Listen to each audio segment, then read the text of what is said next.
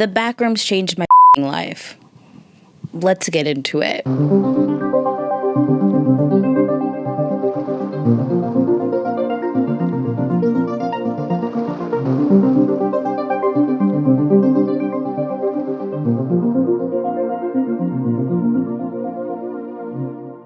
If y'all don't know, I recently watched The Backrooms on the 4th of July with my boyfriend in theaters. Now, this is a put up one that I had the extra 16 minutes after the credits that really added a lot of context. If you haven't seen the extra 16 minutes, I highly recommend it. But I saw The Backrooms on the 4th of July and have not been able to stop thinking about The Backrooms ever since. I think the core theme and the core message of the Backrooms movie, to me, as it's been interpreted through my mind, collecting all the things and deciding what I believe the true core message of that movie is human beings need to solve their internal emotional distress with external solutions, whether that's moving, changing your appearance, building more, building out, suburban sprawl, all of these things, white flight, all of these things are related to solving internal interpersonal problems via expansion, via space, via moving, via the external. And I can't wait to try and convince you of that through the course of this video. For those who need the disclaimer, one, spoiler alerts ahead, very descriptive spoiler alerts ahead. Number two, this is not going to be a Easter egg type of video, an explained type of video. This whole video isn't going to be me, scene by scene, point by point, plot point by plot point, going down and breaking down the Backrooms. I came into this blind, and this is what I came out with in terms of my references and this stuff. And I kind of want to have more of a lecture style on the Backrooms instead of like a legitimate, specific, this is the Easter egg in this scene. Do you see the wallpaper flicker in this scene? Do you see this in this scene? That is not this video. So if you're looking for that kind of video, so sorry to disappoint, but it's good that I'm disappointing on the front end instead of trying to trick you into staying longer. But I appreciate you, and I hope you stay longer. So boom, it's a 4th of July. Didn't feel patriotic, obviously. Didn't feel patriotic at all. Just wanted to basically hang with my boyfriend. I was in San Diego. We were vibing. We were having a great time. And so what ended up happening was we looked at AMC and saw that the Backrooms was playing. I was shocked because it had been playing for weeks before, and I just didn't get a chance to see it in theaters, even though I was hearing the talking points around the Backrooms, what people were saying, what people were considering, what people thought about it. The only thing I knew going into this movie was, one, it was based on internet lore in some capacity, and that was a huge talking point in terms of the intellectual property of this project, and two, that it was based on a picture that I've seen before. Didn't really know anything other than that picture, but I've seen that picture before. My boyfriend had gone in with a little more internet knowledge about it than me. He had some friends that were kind of into the creepypasta of it all and just some of the other stories that came from that picture.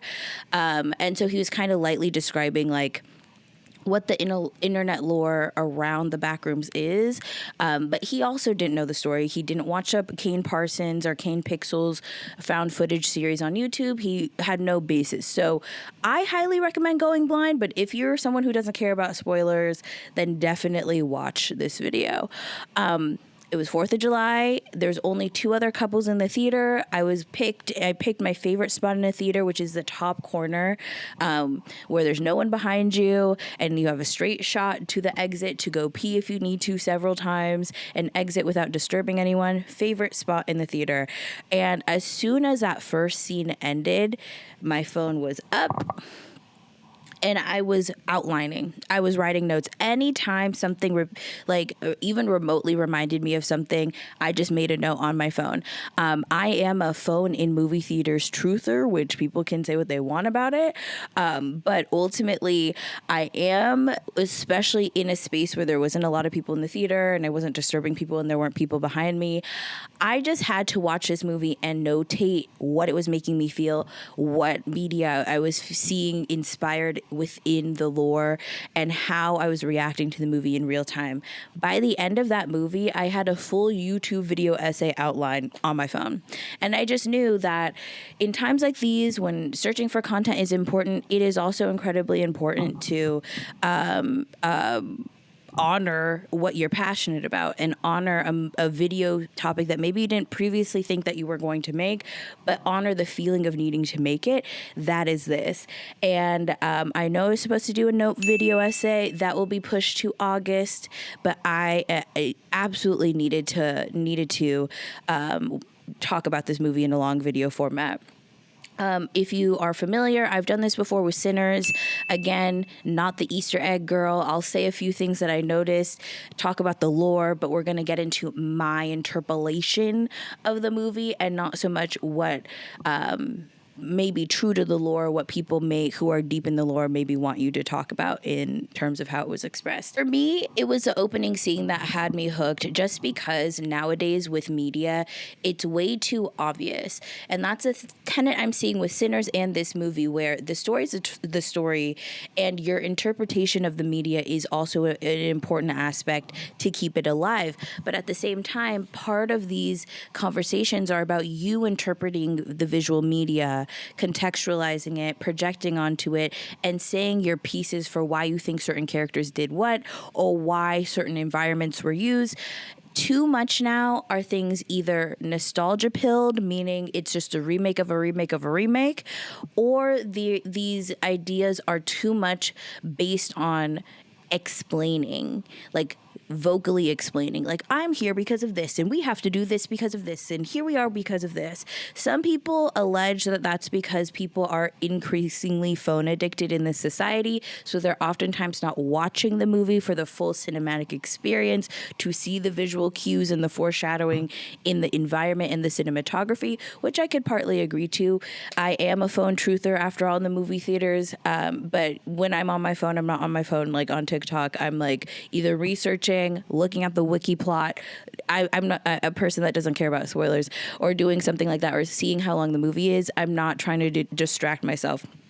The thing about this particular movie, for it being written and the concept being created by someone so young, and having it be executed to this high caliber, so much of it is vague.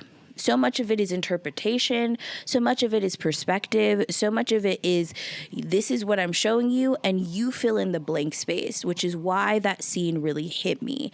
The fact that we are dropped immediately watching someone frantically running from something. It was obvious from the beginning that they are running from something. You're seeing him whisper, oh fuck, oh fuck, oh fuck, and running from room to room, clearly not knowing where he is, what's going on, what's happening frantically. And you hear that something is following him. You hear that there's an entity chasing him. You never see it. It's not this whole big show of like a serial killer holding a severed head, like, I'm the serial killer and I'm evil because of this, and this is the gore associated to my existence in this film. It was the fact that you had no idea what was happening, no idea where you were. You just know that this seems like a vaguely familiar place because it looks like a bunch of office buildings that we have all been in and out of our entire lives multiple thousands of times. But you notice that everything is slightly off. The different rooms, the different themes of the rooms, the things attached to the wall, coming through the ceiling, coming up from the floor, the furniture or their lack thereof, the way certain rooms are constructed. You knew something was off based on how it was put together. And you see room after room over nonsensical room not make sense as this person is clearly running for their lives, right? And then you just hear this entity every now and again, and you see the silhouette, then you see the outline, then you see the end. And once the screen goes to black, you see the reflections of these scientists who are sitting there reviewing this film. So you know already, without them saying, this is an async person and async does this and this, you know in general that what we're being shown is only a fragment of the story, and there's a greater plot. There's a group of people who are knowledgeable about the space, who have white lab coats, who are watching this space and have access to this film. So whatever comes with this, I'm sure will come full circle, but you're not immediately told what's going on. It doesn't immediately go from that scene into a whole scene of async and their recruitment video and their training video and what it's like in async, which I appreciate. You just know that someone probably died and that there's a group of people that know about it and know about this space, which then creates the space for the person to project their fears. What if I was this person? What if I was frantically running away? What if some entity was chasing me? What would I do? This feels like a dream sequence. This feels like a dream that I've had previously. This feels like purgatory. Whatever you project into the space that the story and the narrative provides for you to project your own fears about it on, only increasingly makes it more uncanny valley, more scary, and continues to do the work of the horror for you without you relying on clunky script writing and just obvious ploys when it comes to horror. So I really appreciated that aspect of it.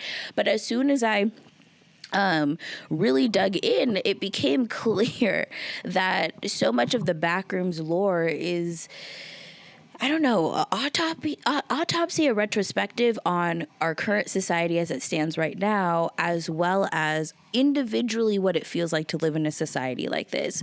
Like, our society is the Backrooms. The things that we are promised are the Backrooms, but also individually, I'm constantly fighting with myself not to go backwards into my own version of the Backrooms. It's like the Backrooms within the Backrooms within the Backrooms. You know what I mean? So I really appreciated that about the film, because the vagueness also allows a space of interpretation, which also allows it to stretch to be relevant to individual interpersonal stuff, as well as greater societal shifts that we're seeing. And the fact that it was written by someone who is 20 years old, in Gen Z, all the base lore, all the, continuity that he created from, his YouTube series, available as a thread, as a backdrop to this series, all makes it all the more important, because so much of this horror rests in nihilism, rests in anxiety about the future and not knowing what the future is going to hold, rests in the backdrop of a crumbling civilization, and being one of the younger people on the end of a crumbling civilization. And what does that mean? And what does that look like? And what are my anxieties? So I immediately was obviously super obsessed with this movie and what it was like exploring. At points, I thought they were talking directly to me. At points, I thought, I could be both Clark and Mary. I mean, it really was something that pulled at me on a personal level, on a societal level. And I'm just so excited that it was made, because I love to talk about this kind of stuff. Sorry, I have a whole big script. I'm trying to do something different. Instead of having my script be on the screen, I'm trying to have a physical script. Let's see if you guys like that more, because I know I got some complaints last video essay because I was reading too much, but this is a lot. I have to read. I type it out. I make a script for a reason. I'm so sorry that I have to read off of it, babe, but I'm not memorizing something this thick. Sorry, boo. As I said, this is not going to be really about the Easter eggs or me doing a play-by-play. I'm going to do a lore drop in the next section, just so we're on kind of the similar page, including the YouTube web series, but it's not going to be the whole video. And what I really want to talk about, what I really want to get to, are the other pieces of media that this movie really reminded me of. Me frantically typing my notes app stuff in the theater, just to, kind of touch on some of the things we're going to be talking about. We're going to be talking about the play Oleana. We're going to be talking about The Shining. We're going to be talking about Room 237. We're going to be talking about The Chronicles of Narnia, Twin Peaks, Stepford Wives. We're going to be talking about Us. We're going to be talking about an episode of The Twilight Zone, and so much more. I think that I want to talk more about why this found footage horror movie, based on the internet folklore and the way that it was created, kind of accidentally became a perfect way to describe what it feels like to be living in the current times that we're living in. The comparisons to trauma, capitalism, bureaucracy, memory, and the lie of the American dream, or the truth of the American dream, depending how you want to flip it. I think it's such a solid piece that reflects all of these aspects, and I'm so excited to dive into these themes with you, because the Backrooms isn't about getting lost in another dimension. It's about us getting lost in ourselves, and that's like goes for our personal selves and our like proverbial selves or our big selves. Yikes. Societally and culturally and stuff like that, specifically as Americans in this time, because that stock is dropping fast. So if you're ready, if you're excited, let's get into part one. This is going to be the part that I'm heavily reading off of because I don't want to get dates wrong and I want to make sure that I'm accurate to telling the story. So sorry about that. But this is part one. What are the Backrooms? Let's get into her. Okay. What are the Backrooms? Without getting too existential at the very beginning, I think it's important to provide some context about where this movie has come from. Because The Backrooms is not a conventional intellectual property. It's not a novel, a comic book, a video game, or an old Hollywood franchise. It began with a single photograph, one anonymous paragraph, and thousands of people on the internet collectively asking the question, what if there was something behind this reality? The original photograph depicts an empty room covered in yellow wallpaper and damp-looking carpet, rows and rows and rows and rows of fluorescent ceiling lights. It looks like an office building, a waiting room, a furniture showroom, or maybe a place you remember visiting as a child but cannot quite identify. There are no windows, no furniture, and seemingly no clear exit. The photograph had circulated online for years, but on May 12, 2019, it was posted on a paranormal board of 4chan in a thread asking people to share images that they felt seemed off. Another anonymous user responded by creating a basic premise of what would become the Backrooms lore. According to that original post, if you are not careful, you can no-clip out of reality and fall into the Backrooms, an apparently endless maze of identical yellow rooms, fluorescent lights, and damp carpet. The word no-clip comes from video games. It describes disabling the normal rules of collision so that a player can pass through a wall, a floor, or another physical boundary.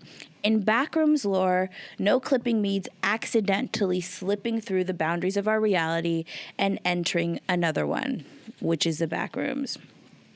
The anonymous paragraph was essentially all the original lore provided. There was no async, no official timeline, and no established catalog of monsters. There was only a photograph, an infinite maze, and the suggestion that something else might be wandering inside it. And then the internet did what the internet does best. People began to build upon it. Users on Reddit, YouTube, TikTok, other social media platforms with dedicated wikis and collaborative fiction communities added new rooms, new entities, survival rules, and entire categories of locations called levels. Different communities developed different versions of the story, meaning that there is no single universal Backrooms canon.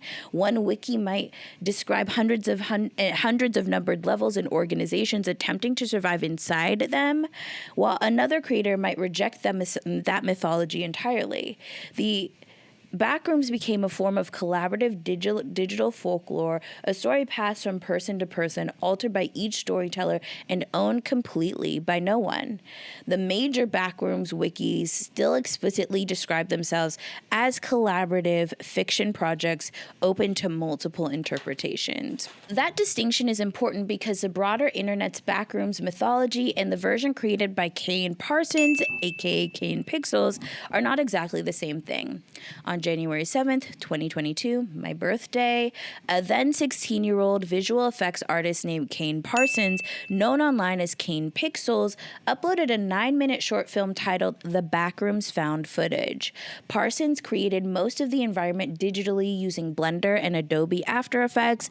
The video presents itself as a damaged VHS recording made by a young filmmaker who accidentally falls into the backrooms in 1996. He wanders through the impossible yellow corridors before realizing he may not be alone.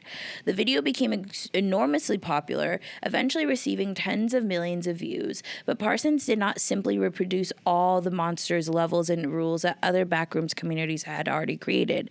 He developed his own continuity with his own history, visual language, and central institution, the Async Research Institute. In Parsons' version, the Backrooms was usually called the Complex. Async is a private scientific organization based in California that becomes responsible for opening a stable entrance into this alternate space. At this point, the first and only stable entrance into this alternate space. The entrance itself is known as a threshold, which is interesting because people describe the Backrooms as being a liminal space, and the definition of a liminal space is a space of transition. So a window, a threshold of a door, intersection is a version of a liminal space if we're being more physical and literal with what a liminal space is. So it's interesting that the actual portal that they create through this company is called the Threshold, because that tells you everything. The web series does not present its story in chronological order. It is constructed through found footage, training tapes, surveillance recordings, internal presentations, and fragments of corrupted media. Viewers have not reconstructed the timeline from dates hidden inside the videos. That fragmented structure is part of what makes the series feel like authentic internet folklore. You're not simply watching a story unfold, you are discovering evidence of something that has already happened. The earliest experiments shown in the series date back to the 1970s and early 1980s. In 1982, researchers test an early prototype of what will eventually become the low proximity magnetic distortion system the machine Async uses to interfere with the physical boundaries of reality to create the threshold.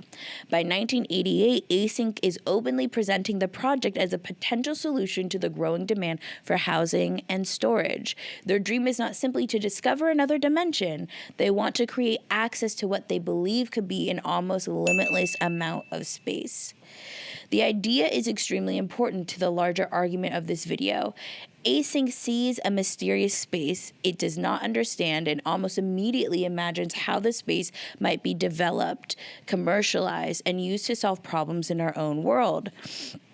By October 17, 1989, during the 6 major tests of the system, Async successfully opens a stable gateway into the complex, this event known as First Contact. In the web series, the opening of the threshold coincides with the real 1989 Loma Prieta earthquake, connecting Async's secret experiment to an actual historical disaster. Once the threshold is open, Async begins sending teams into the complex. At first, the space appears to be empty. Workers map the hallways, install cameras, and study objects removed from inside. But the more they investigate, the stranger the complex becomes. Architecture does not obey normal physical rules. Hallways repeat. Rooms appear where they should not exist. Furniture and walls stretch into unnatural proportions. Ordinary objects seem to have been reconstructed incorrectly, almost as though the complex is attempting to imitate human environments without completely understanding them. Even the fluorescent lights are wrong. In one of the web series recordings, Async employees remove a ceiling light from the complex and discover that it appears to function without a conventional power source at all. Its components are supposedly manufactured in different locations and years, and their proportions do not completely match their real-world counterparts. The complex does not seem to copy reality perfectly. It remembers reality incorrectly. After the threshold opens, reports of missing people also begin to increase.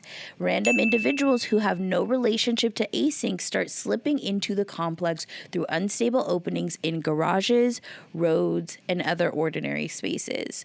One surveillance recording shows an entire car apparently disappearing through the surface of a highway. In another video, a woman notices something strange in her garage and is pulled into the backrooms.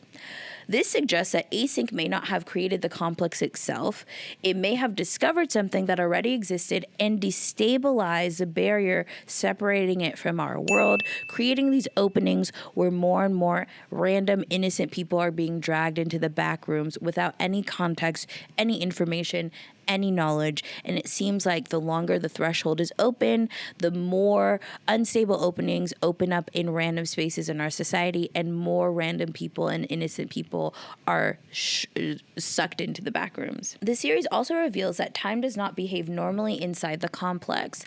An Async employee named Peter Tench becomes separated from his team and eventually returns through the threshold, only to discover that he has somehow moved forward in time.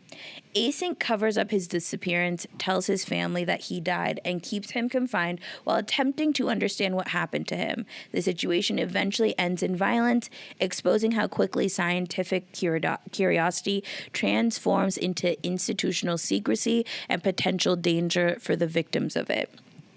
I think at the core of it, the fact that Async is noticing an increase of people being dropped into the back rooms as they monitor it, noticing an increase of these unstable, no clipping zones that drag people into it in normal everyday life. Obviously, in the Clark story, it's at the bottom of his furniture store through a wall. They know that this is related to the threshold being open for an extensive period of time. It seems like the more that it's open, the more unstable ways that innocent people, are going to get dropped and potentially killed in the back rooms. But they continue to keep it open for selfish reasons, because what they want to do with this space is a capitalist wet dream, limitless space, limitless potential. It seems like it continues to extend forward infinitely. You can solve so many storage crises, so many crises of war, crises of housing, all wrapped into this one space that's another dimension. So they're keeping it open for potential profits that they can receive from it, which is purely selfish and individualistic. It's not based on the actuality, the actual factual situation, that by keeping this open, it's causing actual physical danger to normal people. That is all considered collateral in the pursuit of science. Async also discovers that the complex may contain living organisms. Exploration teams encounter bodies covered in unusual bacterial growth and distorted humanoid creatures capable of imitating human sounds. But Parsons intentionally leaves the nature of these beings unclear. The series does not definitively explain whether they evolve inside the complex, were created by it, or are transformed visions of people who become trapped here. The ambiguity is essential, and that's kind of what I was talking about in terms of the first scene. By not explaining everything, and everything not having direct answers, or it's up for your interpretation, or it's clear that maybe later it could be developed into something, another movie where certain things are explained about the context of the back rooms, it makes it scarier, and it opens it up for media interpretation, for people to decide what these things mean. By having these humanoids in there, by having bacteria growth, he's not going into the science of it. He's not going into people taking samples of these things and trying to figure out what's alive and what's not alive, at least in this movie in particular. He's setting up the eeriness by not explaining it, because of course there'd be a humanoid chasing you down with 3 noses and 4 eyes in the back rooms, because that's the space we're in. It is removed of all context, which means anything is possible in that space. Any monster could be coming after you. Anything could be coming after you. Projection of your own mom could be coming after you in the back rooms, which makes it all the more scary, which adds to what the frantic feeling that you felt as you watched that first scene of the movie. By May 1990, Async is already presenting plans for the possible commercialization and colonization of the complex to members of the United States government. The organization imagines offices, storage facilities, residential development, and public access. Meanwhile, people are disappearing, employees are being endangered, hostile organisms have been discovered, and the laws of time and space are clearly breaking down. And yet, Async continues to push for what they want out of the space. This is a central lore of Parsons' Backrooms universe. Humanity discovers an impossible new frontier, and instead of asking whether it should be entered, our first instinct is to ask how quickly it can be turned into real estate and sold. The success of Parsons' video eventually attracts the attention of A24, Atomic Monsters, and 21 Laps. In February 2023, a feature film adaptation was announced with Parsons attached to direct. He was only 17 when the project was announced. The resulting movie remained in the same continuity as his YouTube series rather than abandoning it for a completely unrelated Hollywood version. That makes the journey of the Backrooms historically fascinating. I would not call it the first piece of internet horror to ever be adapted into a movie because, of course, the stories around Slender Man, the true crime story, and all the other stories around Slender Man exist, and other creepypastas reach Hollywood before it. But the Backrooms may be one of the clearest examples of truly decentralized internet folklore, becoming a major theatrical film, while the young digital creator responsible for its most influential interpretation was allowed to direct it himself. The story did not move through the traditional process of an author selling a novel to a studio. It moved from an anonymous image board post to collaborative internet mythology to a teenager's YouTube series to a A24 feature film. The movie's commercial success has also been cited as evidence that stories and filmmakers born online can attract large theatrical audiences rather than remaining trapped inside niche internet communities. And there is an additional twist to the original photograph itself. For years, nobody knew exactly where it had been taken. Internet investigators eventually traced it to an archive webpage from 2003 showing renovations to a hobby town located in Oshkosh, Wisconsin. The image was not originally a supernatural place at all. It was an ordinary commercial space, interior undergoing a renovation. And that somehow makes it even more perfect. One of the most recognizable horror landscapes of the internet began inside a retail space, a place designed for commerce, stripped temporarily of its furniture and function. The room became frightening only when the context disappeared. Which brings us back to the movie. The feature exists in strict continuity with Parsons' web series, but it was also constructed so that people unfamiliar to the YouTube lore could understand the central story. In the film, we are introduced to Clark, an alcoholic going through a divorce and extremely bitter about it, who's in therapy with a failing furniture business. His foil and his character opposite to him is his therapist, Dr. Mary Clark, a white woman who clearly is struggling with her own internalized family trauma as she confronts what her past was like. Her childhood home is being demolished to clear more space for more commercial expansion, and she decides to go to the site to watch it be demolished. And ever since that moment, she starts having flashbacks of her childhood, being raised by an extremely mentally unwell, agoraphobic mother, and how that affect her life internally. You see her continuously having flashbacks, probably because watching her childhood home where so much trauma existed get destroyed in front of her brought up a lot of stories that she may not have to interact with on a day-to-day basis. From her watching that demolishing happen, she takes a little handprint, her childhood handprint. She leaves her mom's handprint, which I think is important. Another example of her choosing herself. We'll get more into Dr. Mary Klein in a second. But she takes a little keepsake, which is her baby handprint that was on the concrete, the freshly poured concrete of her driveway, and holds that close to her, increasingly closer to her throughout the course of the movie as a keepsake. They both play off of each other because they're forced to be in scenes together as Clark is seeking therapy for Dr. Mary Klein, from Dr. Mary Klein, as an attempt to try and get him on the correct path or the right path to change and just rebuild his life from where he is. And, obviously, eventually they both end up in the back rooms, and we'll talk more about that when we get to that. Personally speaking, I can be both Clark and Mary in my personal life, which I think is why this movie in particular really spoke to me, just because a lot of, especially the commercial about the window that Dr. Mary Klein had and was watching and comes up a lot in the movie, was honestly a read on me in a lot of ways. I think that I can be really stuck into toxic patterns that are comfortable to me, that I know work or that I know comfort me, but aren't necessarily good for pushing me into my future. It keeps me kind of in this constant loop instead of doing something different that might ultimately change my perspective on all of it. And I think that was such an important message on the micro level for me to be hit with while watching the movie. Obviously, in the Backrooms, Clark and Mary both enter it. They enter the same physical space while carrying completely different emotional relationships to memory, control, and change, which ultimately affects what happens to them in the end when it comes to the Backrooms. Async, of course, while this is all going on, while we're watching the story between Dr. Mary Klein and Clark develop and their individual stories, async is assumed to be operating in the background. You know that you saw the white coats people watching that found footage of that guy being, attacked in the background. Backrooms, you understand that there's a greater theme and story being told other than these individual people and how they relate to each other.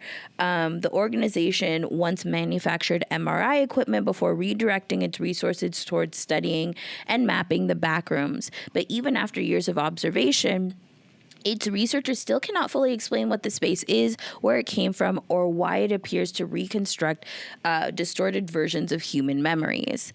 This is the world of the movie. It is a story about an impossible space, but it also is a story about what human beings do whenever we encounter something unknown. We name it, we map it, we colonize it, we classify it, we attempt to control it, and eventually we try to determine what it can do for us. So with that context established, we need to talk about the endless maze of fluorescent hallways that feel so familiar and why that is so scary. Let's get into part 2. What is a liminal space? As I said before, there's a lot of personal things that I've gone through over the past year and some change that made me particularly, hit dog hollery with some of the things that were being spoken about directly in the film. But I think some of the unspoken things, the idea of the Backrooms as a backdrop in general, the idea of creating a movie purely about liminal spaces, both internally and externally, and how that reflects our life, was also one of those things that hit me really hard. Because I think my whole life has been a liminal space for a lot of things. And I think that's part of the reason why I love to observe people. I love to try and understand people, and I love to try and get people's new perspectives. A liminal space is traditionally defined as a place of transition. It's traditionally defined as a space where the space itself's purpose is to move you from one place to another. This can be both emotionally, this could be both an era of your life or an actual physical space. So some examples, again, a threshold of a doorway, a window seal, I guess a bed in some cases between, you walking around awake in your dream life, in your dream world, intersections, airports, waiting rooms for anything that you're waiting for. All of these things are considered physical liminal spaces. And when that term is used, that's what a lot of people think of. But online, the term has been expanded to mean other things like, uncanny valley things, creepy and slightly off spaces that may be physical spaces but give off an abandoned, decontextualized vibe. Surreal versions of things that are supposed to seem super familiar, are supposed to seem super open and super clear. All of these things that make something that you would normally interact with on the day-to-day make it all of a sudden creepy. And I think that work is being done both literally with the literal physical definition of it, as well as theoretically with the concept of what a liminal space is and how it can make you feel. An example that I like to use, and I think we can use here in the movie, is particularly talking about like hallways in office buildings and in office spaces. So if you imagine, if you work in a big office building, or if you have ever, when it's peak time, everyone's in their office, everyone's working, whether that's the morning or the afternoon, it feels like a super familiar space. It feels like a space that you can walk through, you're not really scared of. There's people at every nook and cranny working and doing their individual work, doing and using the space the way it's supposed to be used as a backdrop for whatever they're doing in terms of their 9 to 5. But if you think of that same space, that same office building, that same hallway in an office building, after hours, where everyone's gone, maybe the security's on another floor, all the lights are turned off, and it's dead silent. Now the office space becomes something else. Now it feels like something else because it's without the people, without the computers humming and the phones ringing. It feels like a completely different space being decontextualized from what it normally is being used for. So when you remove the context of what the space is normally used for and slightly, distort it, what does that space feel like now? How does it change and how does it make you feel? Now it's like the backdrop of a horror film, or you being stalked without your knowledge. I think there's a great what episode is it? It's the X-Files episode where there's that creature that comes every 30 something years and wakes up and is a shapeshifter and is really creepy and stuff. That whole really scary storyline that continues to pop up in the X-Files, imagine that stalking you, and that image and that idea can stick to your mind if you're walking in an office building alone where no one is around to hear you scream.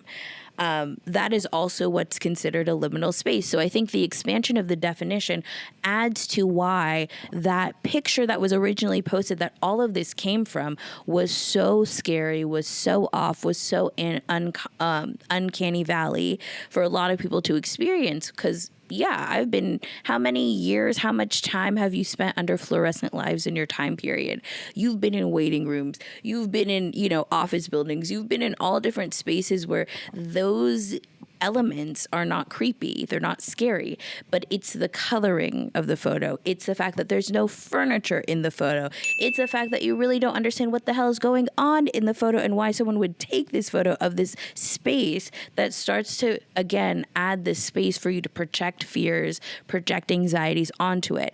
If there was a bed set in the middle of the picture, now the context is available. This is a bedroom. If there is, a bunch of bookshelves across the wall, okay, this may be a library in an institution or somebody's library in their home. Now you can start to guess why this room exists. But the reason that it's so scary is the fact that it's completely empty, okay, completely empty, and there's no real reason or visual cue as to why this place exists and what its original purpose is, which makes it so scary. Another great example, and we're going to get more into The Shining, of course, in the more media heavy side, but another great example is the Overlook Hotel, which is the backdrop of The Shining. Obviously, when you get into The Shining after watching the meandering through the hilltop to get to the hotel, there are still people there. There's still people moving out, checking out. There's still activity there. So it doesn't feel as oppressive. It feels nice. They're getting shown around. This is where you're staying. Okay, it doesn't seem so scary until they have to admit that the person who did it last year killed his whole family. now we start to get a little bit weirded out. But maybe it was just that guy having a psychotic break, and we can continue to live in this space without having any issues. It is a moment that the hotel empties out, that the people who have access to the space increasingly becomes limited, that this family is increasingly isolated together, and all of the cracks start to really show themselves. They're isolated together in this hotel while their patriarch is going through a mental break fueled by alcohol and his internalized failures and his fear of mediocrity in his writing career. Now the hotel is a completely different space where all of these different illusions happen, the ghosts, the ballroom, the bar scene, all of these things as we see and watch this family fall off the cliff of mental psychosis as the patriarch continues to fall deeper and deeper away into his own issues.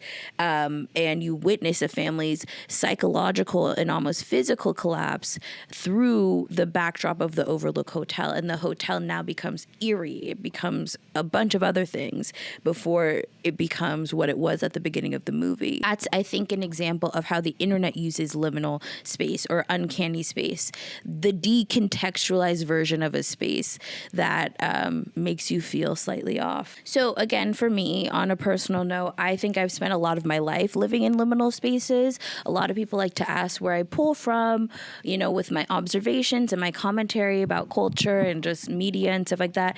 And I think it's because I spend most of my life observing things, and not to be like that, but I think there's very, very, very few people who know all aspects of me honestly and know me truly. There's like count them on one hand who know me truly. And I think part of that is because I was raised so much in liminal spaces. I think one of the best examples is the fact that I was raised Seventh-day Adventist. I haven't gone into super detail on my page about this, but I was raised generationally Seventh-day Adventist. My grandparents were raised to be Seventh-day Adventist. So I'm the third generation Seventh-day Adventist in my family.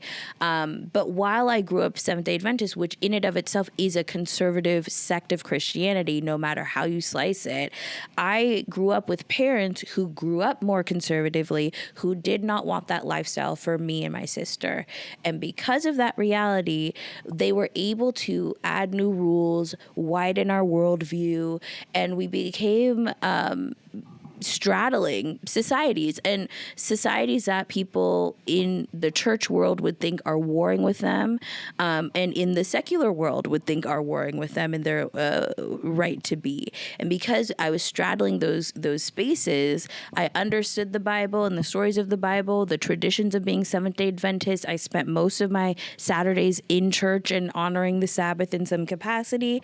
But at the same time, I was able to spend a Saturday doing a sports thing, or going to a friend's birthday party if it landed on a Saturday, or doing other things that I know kids that I grew up with in the church could not do. I didn't go to a Seventh-day Adventist school, nor did I go to a Seventh-day Adventist college. I went to public school and private school that was secular and non-religious. And because of that, I got exposed to both things and found things I liked and enjoyed in both things, but I was straddling a fence, and my existence and my identity was very much a liminal space between worldly life and being a Seventh-day Adventist. Another example of this is just my schooling history. I was both in public and private school as I grew up. I was in public school from elementary into middle school, finishing middle school, and for high school, I was in private school. So again, this idea of straddling the fences, maintaining both versions of myself, and trying to combine them into one individual person and one individual identity, and how the people from private school didn't understand my experiences in public school, and vice versa, because they were kind of two worlds that are placed on a binary against each other. And me existing and having experienced both of them, I have the combination of both of those worlds with within me kind of like the explanation of intersectionality. As we said, an intersection is considered a liminal space, and like private school me and public school me are crossing at an intersection, and that creates a unique identity in and of itself. Another example, which has become more and more pressing as our increased fascist regime continues to crush us under its fucking weighty boot more and more, is the diaspora wars and how I identify within the Black, overall Black diaspora. I am technically Jamaican American on my mom's side through and through. On my dad's side, his dad is Jamaican American, but his mom is, from the South, descendants of African American slaves. And so with the increase of conversations around the diaspora wars, conversations about tethers, conversations about, just friction within the stratifications of what the identity of being Black actually is about and how those things fight with each other, that is increasingly being made clear on the main stage, being wrapped into policy by our politicians, and continuing to fracture the Black community in a lot of ways, because a lot of us are listening to respond and not listening to understand from other people's perspectives. Me personally, I'm a Black bitch through and through, and I love all of my diasporic siblings through and through and their individual experiences, but I understand some of the feelings from the African American community of feeling like people don't respect their culture, people don't respect their tribe, and people don't respect their trauma. And I understand the different relationship to colonization and trauma and slavery that my West Indian identity has me have. And in this time when people are being called tethers just purely off of not agreeing with a maybe foundational Black American FBA mindset that has increasingly become more Black supremacist and more mainstream, I'm starting to straddle these identities that I don't know will ever be able to reconnect and heal because of all the bad blood that's happened betwixt our communities online and defining who we are and how we're different in a society that is more and more fascist, right? You saw a lot of Black Americans talking about calling ICE on other people who are undocumented or are migrants or immigrants in our community, while a lot of Black immigrants were talking about their real fears of being deported back home for no reason, as ICE uses indiscriminate violence and danger to project these things. You know what I'm saying? And so I think it's important for me particularly to talk from these different perspectives that may seem aligned or may seem like they're on a binary against each other. And that unique perspective has really clouded how I view the world, how I choose to observe the world, and how I internalize it. And it's usually from a gray area, more nuanced space. In general, a liminal space can be lonely, it can be uncomfortable, it can be a lot of things, but it can also be transformative, and it isn't always a negative experience.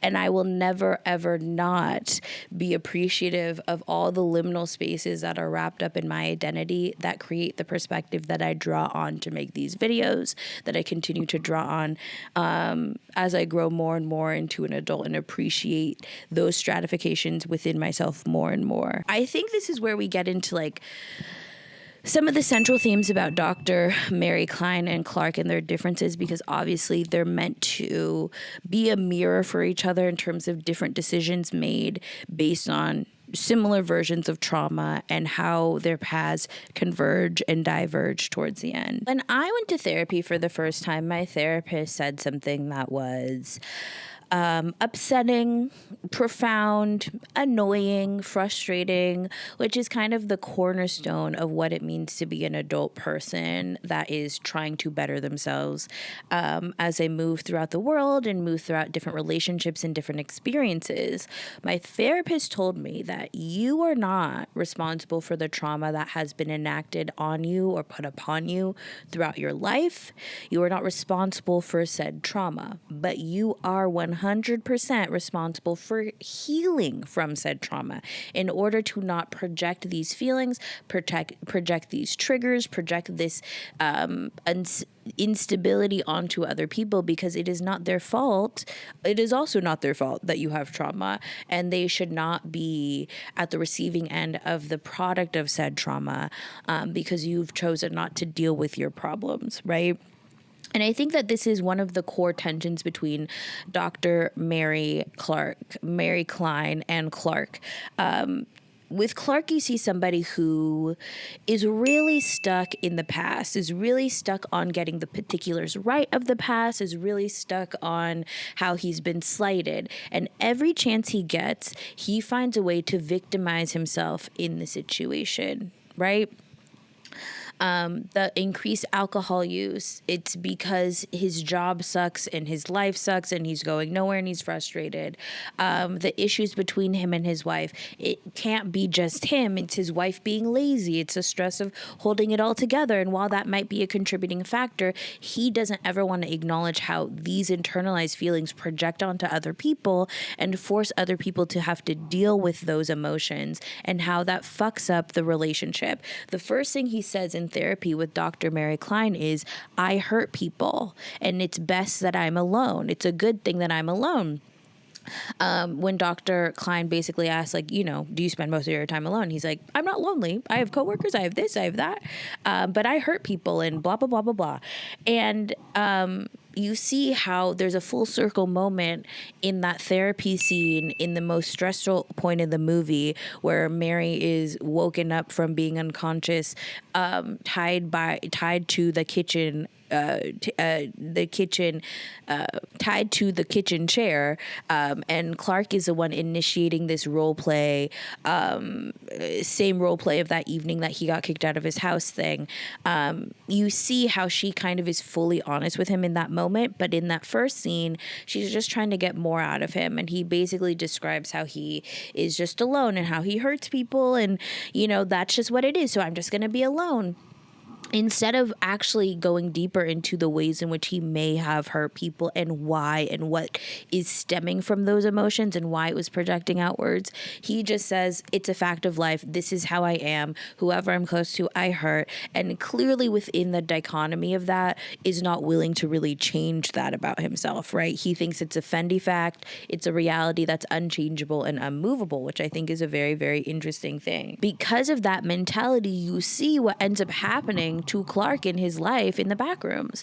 You see how he is attracted to the Backrooms, how he continuously goes in. After that first time he's in there, he spends the entire weekend going in and out, to the point that he loses track of time and loses track of his next appointment with Dr. Mary Klein, and comes in there frantic, talking about being 50, showing her a map of this seemingly impossible place with no proof other than this drawing and this like frantic kind of nature, and obviously her clear concern. And instead of, again, thinking about how from the other perspective this might sound crazy, he projects onto her for not understanding him, not getting him immediately, and basically is like, I need proof of this situation. And that leads to kind of where the story ends up. He then, you know, decides after the death of his two employees in the Backrooms that he's going to stay in the Backrooms, and that the Backrooms is a reflection of himself, and he finally feels comfortable there, which says a lot if you feel comfortable in that space. And when he's describing this to Dr. Mary Klein, in that scene where right before he is killed by by Captain Jack, the big projection of himself, he talks about how none of the people in this space can really speak back, their sustenance, and they don't feel anything, which again, to me, watching it for a second time, reflects back to that first statement of, I hurt people. That's why I'm alone. That's why I'm lonely. I just hurt people, and that's just what it is, and I just have to be alone because of that. For him to find a space where none of the humanoid people who are giving him fake ideas of companionship and connection and human socialization can feel anything physically and emotionally, he finds himself feeling like this is like the perfect space for him to exist in, where he can have everything he's wanted, have his cake and eat it too. But it's not surprising that after he succumbs and Dr. Mary Klein gives him, through her forceful words, the permission to sink fully into becoming a resident of the backrooms, he dies. Because that's often how it is with our trauma. A lot of people like to live in the past. A lot of people like to live in their trauma. A lot of people like to live in those things. And instead of dealing with them and confronting them, they decide that this is just their state of being. I'm not going to go through it. I'm not going to think about it. I'm not going to deal with my unresolved feelings or emotions surrounding certain situations of my childhood. I'm just going to press forward. And this then creates their own personal version of the backrooms, filled with nostalgia and maybe their trauma and the place that they can't seem to get out of, this constant cycle of coping that they don't want to change, which is clear with Clark. In that final scene, he doesn't want to change. He doesn't want to give anything up. He doesn't even want to leave this space because he feels like it reflects him so well. And when you live like that, you're not living in reality, right? You're not living in the real world. You're not allowing the contradictions and the frustrations of the real world to push you through your trauma and to push you to fix your trauma. You want to sit in it. And in the conclusion of what ends up happening to Clark is once he accepts that and accepts that reality, he is immediately killed. And to me, that was significant of, like, you can't fully live in the past because the past isn't here anymore. And the intense theme of memory and remembering and how misremembering alters people's viewpoints of things and distorts things and corrupts things. You see that, you know, the backrooms is also a physical space that is memory, that is supposed to be indicative of memory. So living in your past and living in your memory does not push you forward in your real life. In fact, it makes you stagnant. And if you're stagnant in the backrooms and you don't move, then you could be killed. And that's what ultimately happens to him, because the life that he thinks he's going to have by being able to exist in the backrooms and admitting to Captain Jack and walking towards him that, you know, it's fine. She's not going to try and ruin this. She's not going to take me out of the backrooms. We can exist together happily in the backrooms. The fact that Captain Jack chooses that moment to kill him goes to show that what people perceive that reality and that road to be versus where it leads you and where it ends up is not really within their control, because they're refusing to take control of their active life. On the flip side, you have Dr. Mary Klein, who, as we see, instantly is confronting her trauma by going to the site and watching her home be demolished in front of her, and not just walking away, taking a souvenir, her little childhood handprint in that cement with her. And if you see in the movie, whenever she has a scene or a moment of anxiety or a moment of stress, she looks to that handprint to ground herself, right? When she has that dream, she looks and holds the handprint. Right? It interacts with Clark, and, you know, he is really stressed, and he's talking about being 5150'd, and he leaves in a huff because she doesn't believe him. She looks to that cement handprint to ground her. And I think that that is such an important thing. She's not refusing to ignore her trauma. She's living with it and allowing it to ground her in moments of anxiety, right? And seeking comfort in her past. So when she goes into the backrooms to find Clark and is immediately confronted with Clark hiding and then, you know, choking her out and confronted with this reality of being tied up in this space, she finally is able to say all the things that maybe her professionalism as a therapist prevented her from saying in some of those earlier sessions. She says, fuck you. She says, I'm not involved in your mess. You're a narcissist. Nothing is ever your fault. And just says the quiet part out loud that a therapist would probably try and say in more delicate, flowery terminology. And in that terminology, it clearly didn't get through to him what she was trying to allude to, because the point is to guide this person. In this setting, not only is the role flipped because Clark is the one trying to push for the role play, which he previously drug his feet about in the normal world in that first session, but she's able to freely speak her mind because of the context of the situation. She's officially being like kidnapped, and this is her final straw of, I'm going to just tell you how I feel, even if it ends poorly for her. And what it ends up happening is it allows, the brutal honesty allows Clark to accept the reality that he doesn't want to change, and nor does he want to continue to pretend to change. So when he realizes that, he lets her go, and he eventually dies from Captain Clark after trying to reassure Captain Clark that she's not going to take me. I can stay here with you. We can stay here together.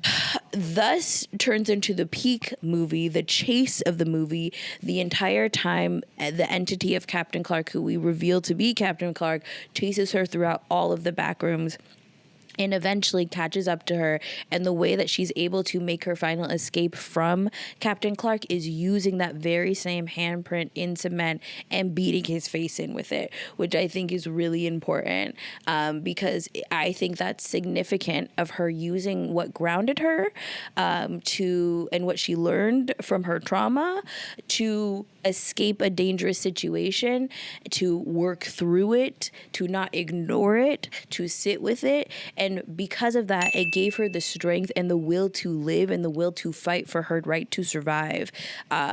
With that new perspective. And I think that idea of your trauma not being your fault, but you being your responsibility is so central to this, because she took responsibility over her trauma and she was able to get out. Now, we don't know what happens with Async, because as we know with the lore, they can be obviously a little sketchy about things, but we know what happens to Clark.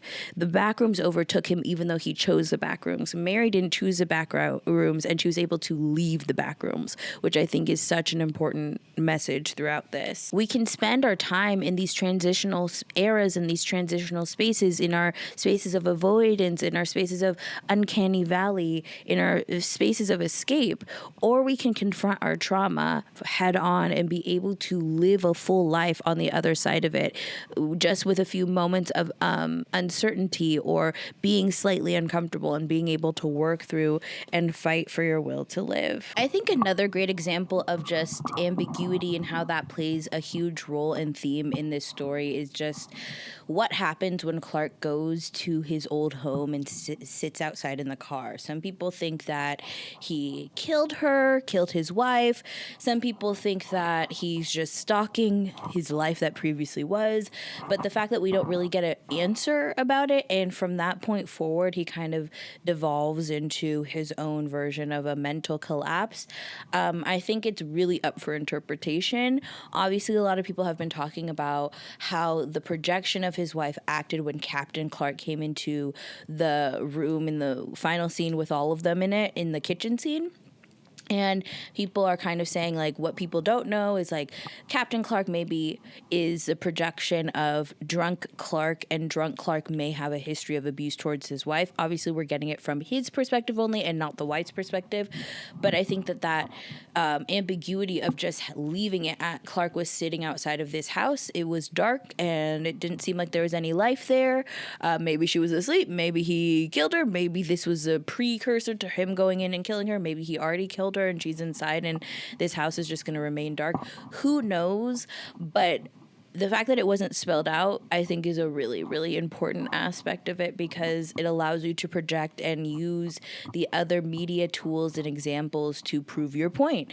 Make it persuasive. What can you prove? The ambiguity as theme, again, is one of my favorite things about the movie. The film ends up folding in on itself. It uses memory, it uses metaphor, it uses repetition in the same way that the Backrooms does.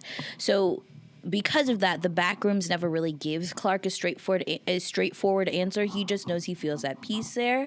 But that's really because it's a reflection of Clark really refusing to give himself a straightforward answer or a direct answer about his life or his circumstances to change.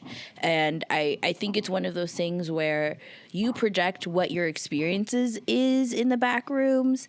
It just gets complicated because you might end up with someone else's trauma stalking you through the back rooms. You feel me? In the end, Clark receives what he believes that he wants, which is an endless opportunity to never have to change. And within 1 second of making that decision, he doesn't survive the backrooms. He becomes another thing that the backrooms is able to overtake. And again, I think this is metaphoric to staying stagnant and choosing to not change or adapt to new information or heal from past trauma. You may think this is where you want to be, but it's an illusion, because that mindset in and of itself is a self-eating snake and is dangerous for you. You may think you can control it, but you're not not always going to be young. You may want to stop drinking, but you're not always going to be a young drinker. You're going to eventually be a 35 alcoholic with failing organs and this and that. And while you may not want to change, now you can't change because the physical withdrawal could kill you. Refusing to change, refusing to adapt is something that almost inevitably ends up one way, with you being left behind or you being overtaken by those choices. It's never how you project those places to be. And it's hard to kind of come down to that realization as an adult, because it does feel good. It does feel amazing to be in these coping mechanisms that you know can soothe and self-soothe yourself. But in the end, those are the very things that you need to break in order to see yourself, to move past it, to move past a cycle of not being able to accurately heal. And I think Mary is, again, the perfect foil for that. I think a lot of the undercurrent theme of Backrooms is just trauma and baggage. So immediately what came to mind, obviously, was Erykah Badu's song Bag Lady, which is basically preaching the same message that the Backrooms is trying to project as a cautionary tale through Clark's life story, in my opinion. I think also an important thing to note is just the choice of the backdrop. The fact that the Backrooms is kind of resembling some sort of like vague office space, vague waiting room, fluorescent office space, empty office space that just doesn't make sense, I think is a powerful metaphor for a lot of reasons. Think about how many times you've been in a room that even slightly resembles that and what you were doing. You know, were you waiting for a doctor's visit? Were you in an office space? Was this your job space? All of these things play a part into why I think that visual photograph is so uncanny valley for all of us, because we've all experienced being in a room like that. I mean, that room also resembles the back rooms of my church. It resembles a lot of different things, like the bungalows that I would learn in middle school. Like, it brings you back to certain points in life that reflect that same imagery. And so because it's so universal in a lot of ways, people are able to instantly like draw some sort of sense of familiarity with it. But of course, as you see it, you know, the stack of furniture that makes no sense, the, you know, room that leads to nowhere, the door that's this big on the ceiling, the window that leads to nowhere, the pool that's full of carpet, like all of these things start to make you feel odd and uncomfortable with the reality of what the space is. It seems and presents itself as something recognizable, but the more you look at it, the more funny it looks. To me, it takes like the architecture of bureaucracy and removes the bureaucracy itself that helps us kind of contextualize this space.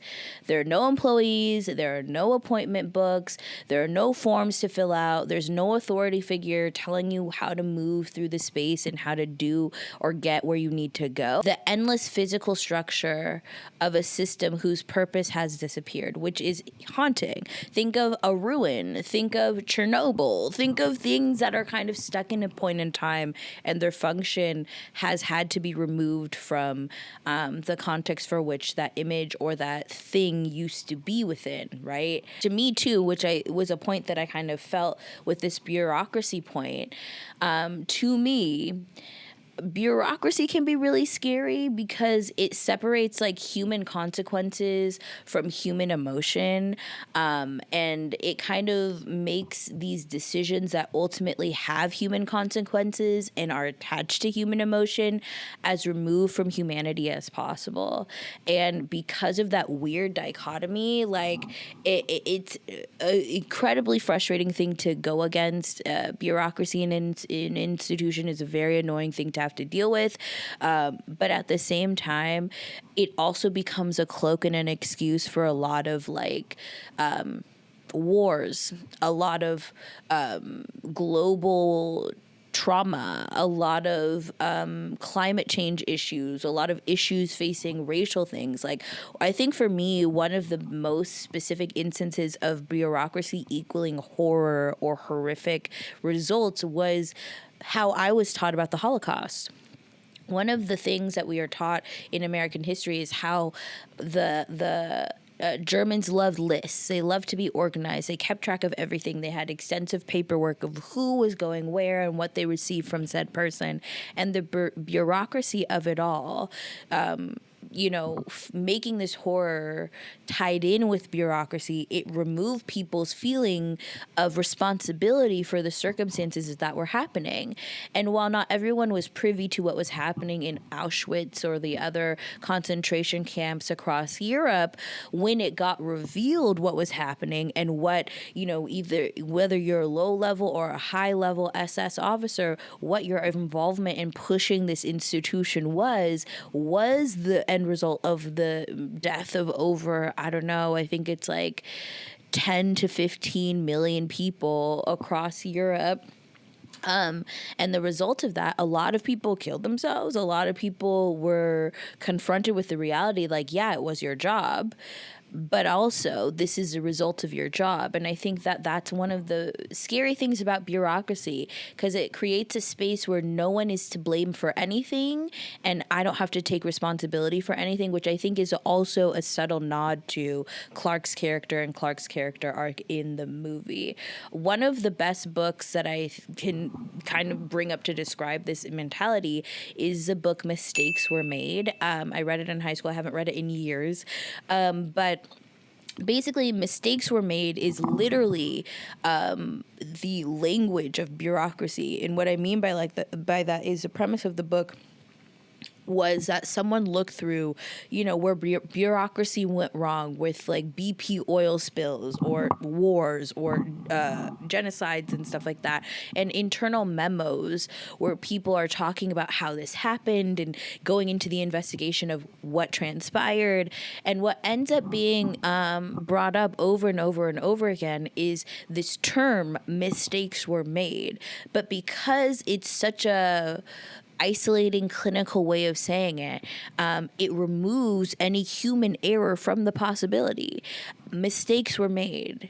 It couldn't have been me. You're not directly calling out a group of people who work under you. You're not directly calling people out by name. You're not putting the blame on anybody or anything. You're acknowledging the mistake without having to also eat the accountability related to it, which is funny that in all these internal memos for oil spills and other things that happen across the world, military stuff and accidents here and bombs there and all of that kind of thing, this universal terminology that removes the human responsibility for a human interaction is very interesting. And bureaucracy as a concept, again, removes the human from the human action and also removes the ability to be held accountable for said human action. And I think that, again, that's a nod to Clark, but also a nod to where a society, where a greater society is and where it goes from this point forward. I think that that is very, very, very important. And I think part of the reason also why the Backrooms is so scary is that it turns that specific horror, that specific brand of bureaucratic horror into a physical space. There's no visible creator of the space. It's kind of a group project. There's no clear purpose for the space. It just is. And there's no person willing to take the responsibility for what happens inside it, whether it's Async covering things up, whether it's Clark not wanting to take responsibility for his own life, and how his projection through that kills people within the space. It exists as if it is a physical environmental manifestation of bureaucratic horror, and I love that. I think that is just such a unique aspect of the story that I love from him. Also environmentally, and I'm going to, if I get permission, I'll be able to add it here, my mutual Henny on the Beat does a lot of pop culture stuff, specifically with movies on TikTok and other platforms, and Henny made an amazing video talking about color theory as it relates to Clark in the Backrooms. I will insert it here. If you watched Backrooms this weekend, let me know if you caught on to how Clark's fate was foreshadowed at the beginning of the movie with an opening question, and then subsequently telegraphed throughout the film using color theory. About 15 minutes into the film, Clark is filming a commercial for his failing furniture store with his assistant manager and their emotional support twink. Clark is dressed as a pirate, which is the mascot of the furniture store. Towards the end of the take, he goes to sit down on a throne, which is a reference to the Ottoman Empire, which is also the name of the furniture store, Captain Clark's Ottoman Empire. When Clark sits on the throne, it breaks before he can even finish his closing line, which forces them to end the take just shy of completion. In the aftermath of the throne breaking, Bobby, the emotional support twink with a camera, asks for some clarification on the concept of Captain Clark's Ottoman Empire. Is he a pirate or is he a sultan? The following night, when Clark finally discovers and then enters the Backrooms, he is wearing a shirt with a muted purple tone. When he enters the Backrooms, we notice that the entire environment is the same sickly yellow-green color. Yellow as a color has many different associations in film, but within the context of a psychological thriller bordering on horror film, it's safe to assume that it stands for mental deterioration. It visibly translates a sense of decay and caution, and it's also commonly associated with manipulation. Even with the muted, low contrast, and slightly desaturated look of the Backrooms, you can immediately clock how those colors are complementary. I even pulled the hex code of the wallpaper and found its immediate complementary color. It's not too far off from Clark's shirt, it just looks toned down. Even though Clark's shirt is muted, it's still purple, and that's typically a color that's associated with royalty. Literally earlier, Bobby asked him if he was a sultan. Even though sultans still exist today, they are most strongly associated with the Ottoman Empire. And the peak of the Ottoman Empire actually oversaw one of the largest booms in complex, intricate architecture in history in that part of the world. We can immediately connect that to Clark's own aspirations of being an architect. Even later, when he remakes his home inside of the Backrooms, he positions himself at the head of a table and almost has like a royal court with the still lifes. Very much like a ruler, very much like a sultan of this domain. I also believe that Clark wearing purple as a complementary to the Backrooms yellow signifies his own mental state and why he would feel comfortable staying there. From the beginning, the movie seems to be foreshadowing Clark as a mad king of the Backrooms. All of these things play into the unsettling feeling that you have. All of these threads, though small, though thin, though maybe not enough to carry the whole unsettling nature of the film itself, add to your feeling of distrust, of fear in that space.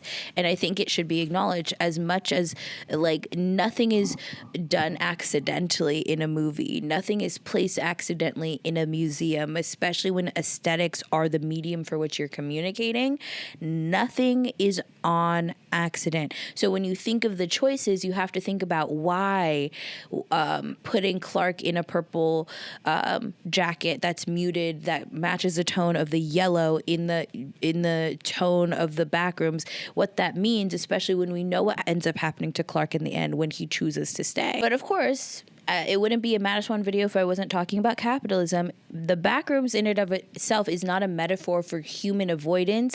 It's also an extension of late-stage capitalism, which I think is a greater societal human avoidance that we will get into at some point in this.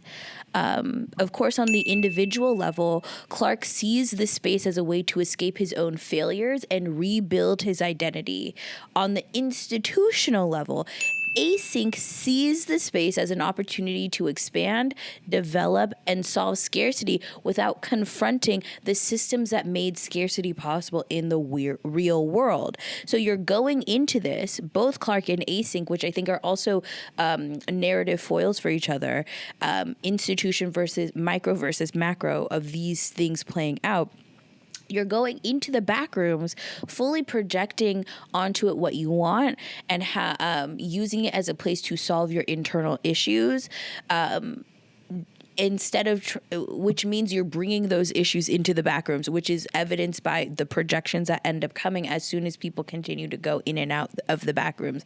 The projections that stay here, the places, the memories that it creates, means that no matter how you slice it, if you're not dealing with the outside stuff, if you're not dealing with the systems of scarcity, if you're not dealing with the manufactured poverty that late stage capitalism provides, and why Async sees an opportunity in the endless expanse of the Backrooms, you're bringing all of those same issues into the Backrooms. So you're not avoiding it. You're not actually working through it. You're not making systems to make sure that this isn't something that's replicated in a dangerous space that you have no control over.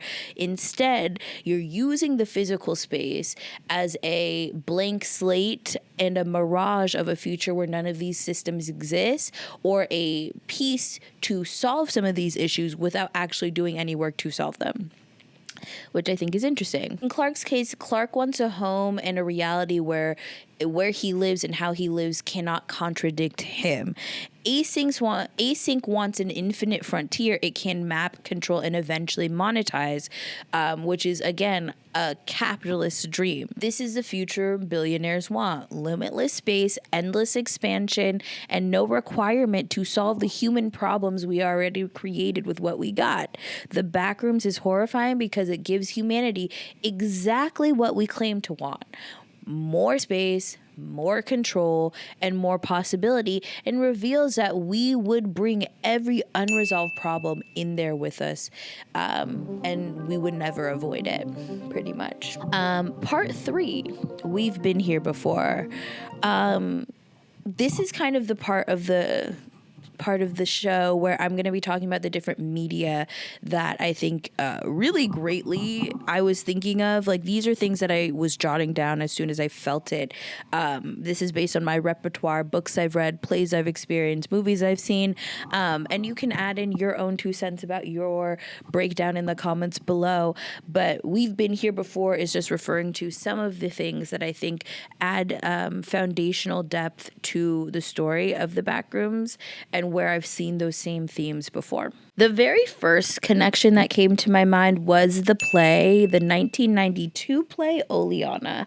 I've referenced this play before many a time, but it's something I read in my senior year of high school, right before we graduated and went to college, for many reasons. I went to an all-girls school, and this was kind of a cautionary tale play, but also the way that the play is told is very partial to what the Backrooms is trying to communicate.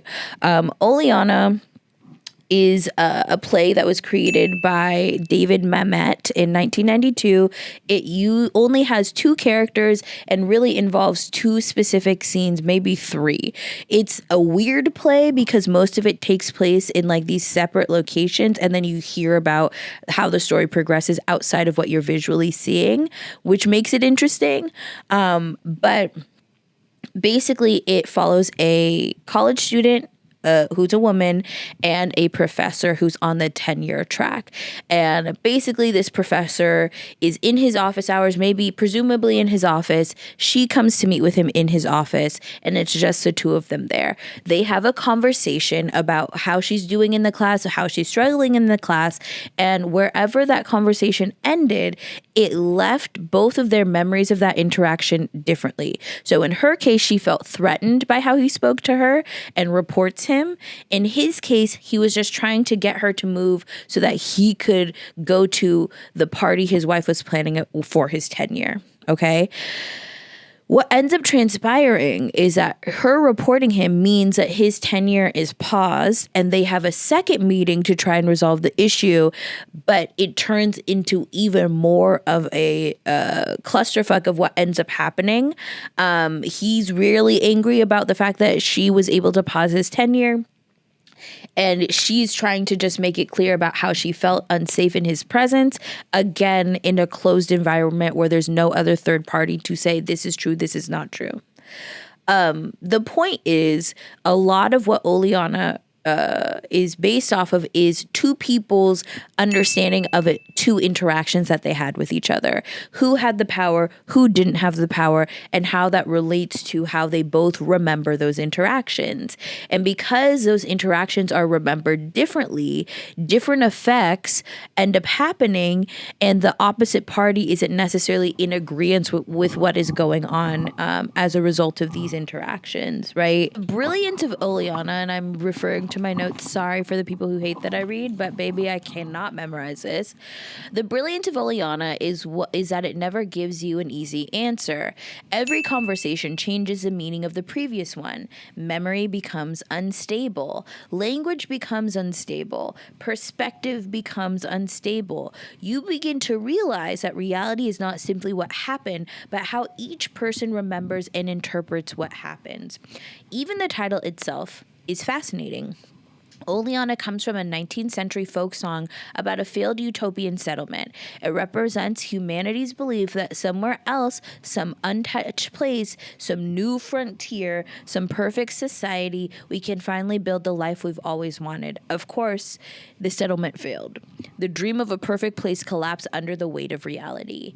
That immediately made me think of Clark. Clark believes the Backrooms can become his Oleana, a place where he can finally succeed, a place where his failures no longer define him, a place where he can reorganize his life into something that makes sense again. But just like the original Oleana, the closer he gets to that dream, the more impossible it becomes. I don't think the deepest connection between these two stories is actually about power. I think it's about memory. The Backrooms itself behaves like memory. It reconstructs offices, homes, waiting rooms, furniture stores, and neighborhoods, but never perfectly. Everything feels familiar while simultaneously feeling wrong. It remembers reality the same way our own minds remember our childhood. The broad strokes remain intact, but the details become distorted. Trauma functions that same way. The longer we remain trapped inside painful memories, the more those memories begin reconstructing our present. Clark isn't just trapped inside an impossible building, he's trapped inside an impossible version of his own past. The next comparison is probably the most obvious. Come on now, I referenced it earlier. We're talking about Stanley Kubrick's interpretation of Stephen King's novel, The Shining. Both stories center and follow deeply unhappy men whose identities have become inseparable from professional failure. Jack Torrance dreams of becoming a successful writer.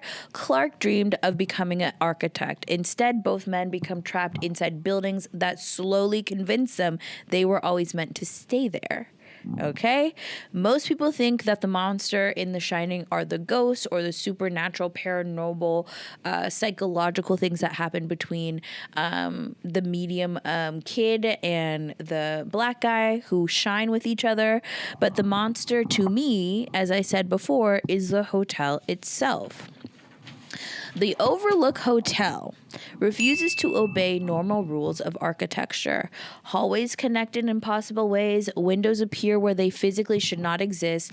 Entire rooms seem to shift location depending on where the camera is standing.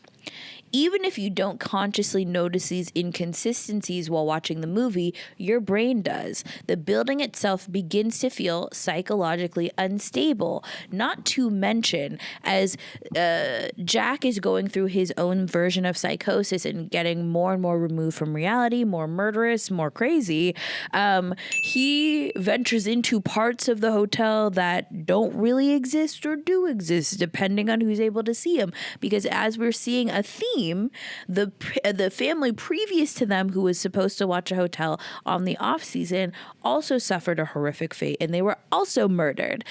So clearly there is an entity within the hotel that maybe attacks the patriarch for some specific reason, or helps them along in their mental instability and their mental collapse, that eggs on this kind of reality where the slashing of his family is the climax of what ends up happening. The Backrooms takes that exact idea and stretches it into infinity. Instead of one impossible hotel, we get an endless impossible office building that seemingly is reflecting what is happening above. Even the parallels between Jack and Clark are difficult to ignore.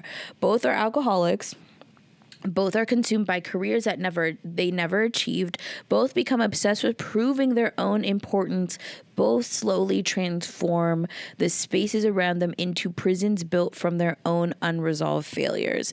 The maze sequence in The Shining especially reminded me of Mary trying to navigate the endless corridors of the Backrooms, trying to escape while being actively chased by Clark's trauma. Both films understand that the most terrifying maze is not necessarily the one that you can see. It's the one in your own mind that your mind constructs. Of course, if we're talking about The Shining, when it comes to this, I immediately think of always bringing up Room 237. I don't think people talk about Room 237 enough. It's a documentary based on The Shining that was really popular in 2012 when it was released. Like, it took the internet by storm back in the day. I was there, I remember.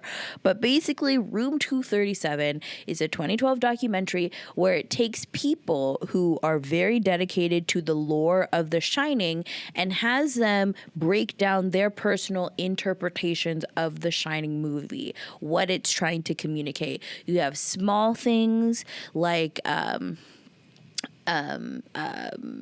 a minotaur. You have conversations about colonialism and Native American genocide. You have even bigger conversations that lead to people talking about the faking of the moon landing and how Stanley Kubrick is involved with that. You have conversations about secret societies. You have conversations about a bunch of things, but it's basically a documentary where 9 different people talk about their interpretation and prove through scenes of the movie why their interpretation is correct, kind of like what I'm doing here with my own version of Room 237. Some of the theories are convincing, some of them are absurd, but if you listen to it without any judgment, you see the reality is that people can watch the same piece of media and come and walk away from it with several different interpretations because we're projecting things onto our understanding of what the media is conveying, which it speaks to the Backrooms in many ways, because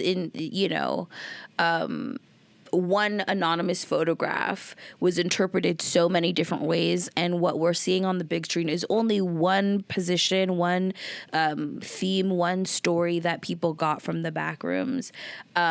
So again, things can be interpreted differently based on our personal experiences, and I think that is valuable and why art is so important. The genius of the Backrooms phenomenon is that it refuses to explain itself because it's purely based on your understanding of it and what you're bringing to that photograph, which I really like. The unknown demands participation. Impossible architecture demands interpretation. Human beings cannot tolerate uncertainty, so we immediately begin to construct stories to fill in the gaps. Ironically, the impulse isn't just how the Backrooms became internet folklore. It's exactly what async does inside the story structure itself. The corporation encounters something completely beyond human understanding, and instead of asking whether it should exist there at all, it immediately begins mapping it, naming it, categorizing it, claiming it, and imagining how it can be commercialized. The audience and async are doing the same thing. Both desperately want the impossible to make sense, and maybe that's the most frightening thing about the Backrooms. Not that it contains monsters, but that it contains a mystery humanity cannot stop trying to conquer or solve. Part 4, the American dream is the Backrooms. Okay? There's so many ways that I feel like the movie was communicating this. Obviously, the failures with middle class life and the feeling unfulfilled with settling with your life and what that means in Clark's existence. I think that you have the imagery of the neighborhoods and commercial expansion and all of these things that are kind of creating where Clark is, what is happening around him, and just the environment that he's living in. You see that in the macro and you see that on the personal, but I think that the Backrooms in and of itself is just an important example of the failure of the American dream, and let me try and convince you with that. At this point, I don't think the Backrooms is just telling a story about trauma or impossible architecture. I think it's trying to ask us a much bigger question. What happens when the spaces that are supposed to make us feel safe become the very places that trap us? That question immediately brought me back to one filmmaker more than anyone else, David Lynch. Now, if you don't know David Lynch and his work, he is the creator of Eraserhead. He is behind the amazing directorial direction of Twin Peaks. Specifically, we'll be using Twin Peaks in this conversation. But if you've ever watched Twin Peaks, those dream sequences and the Backrooms, there are so many things that, to me, that we're pulling from those dream sequences. And we're making those types of similarities of how to express presents abuse and trauma via the surreal is very Lynchian, and I think that there are remnants of David Lynch's impact in the creation of the Backrooms, whether Kane Parsons accepts that or not, whether he even knows that or not.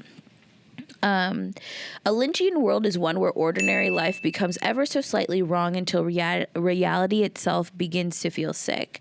Nobody understood the horror hidden inside ordinary American life better than David Lynch, which brings us to, of course, Twin Peaks.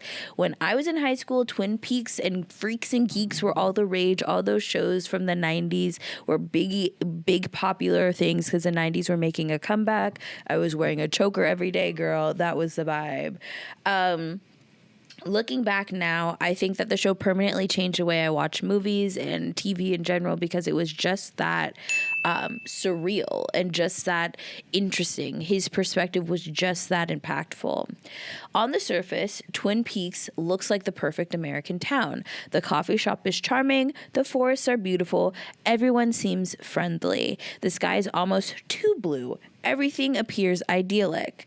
But then someone is murdered, and not just someone who is beloved by the community is seen on the outside looking in as someone who has the perfect life and lives the perfect life is murdered in town.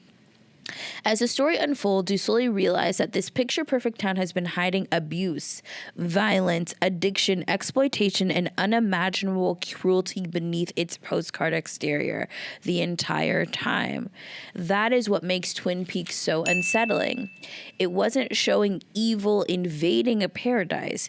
It was revealing the paradise was never even real to begin with.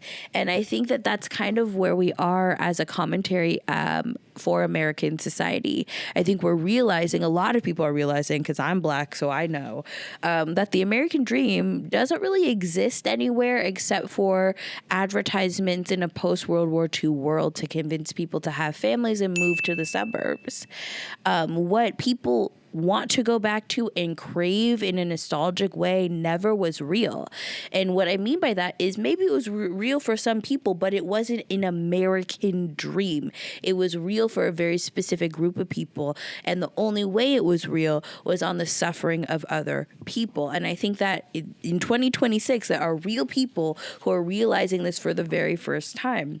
That it was all a fake. It was all a mirage. It was all a series of advertisements that convinced you that what you were seeing wasn't real. And if you just worked hard enough, it could be real for you, right? I think that's part of the other kind of background environmental horror of the Backrooms in and of itself, of Twin Peaks in and of itself. The idea that a lot of what is perfect is often too perfect, and it's overly compensating to hide from the reality of what it actually shows up as. And I think as an American living in capitalism, oftentimes your failures are internalized as your problem instead of society's problem. The fact that you can't afford your medication is your problem. You should have gotten a better job. You shouldn't have gotten sick. You shouldn't have done this. You shouldn't have done that. So much of the American society feels like a punishment for not doing or keeping your end of the bargain up.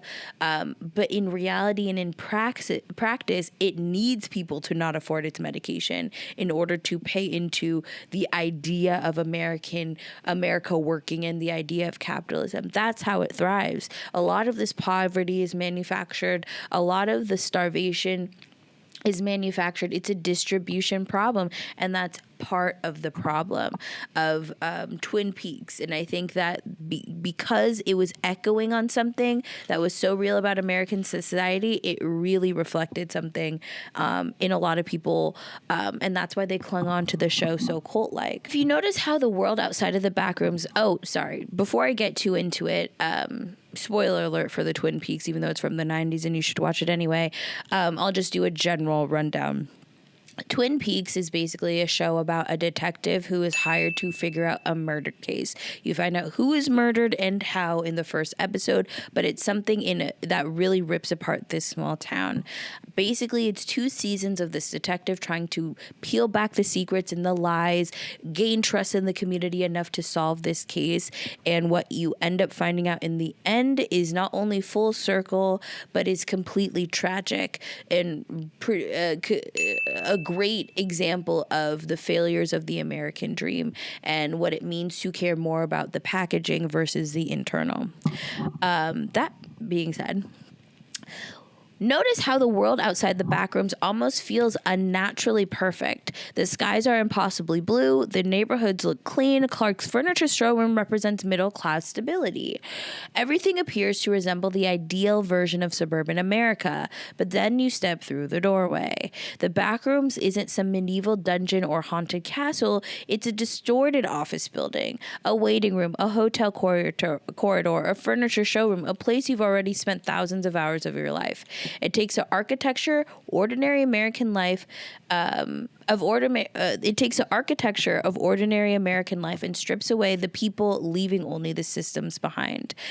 That's deeply Lynchian. That's deeply connected to David Lynch and how he tells his stories.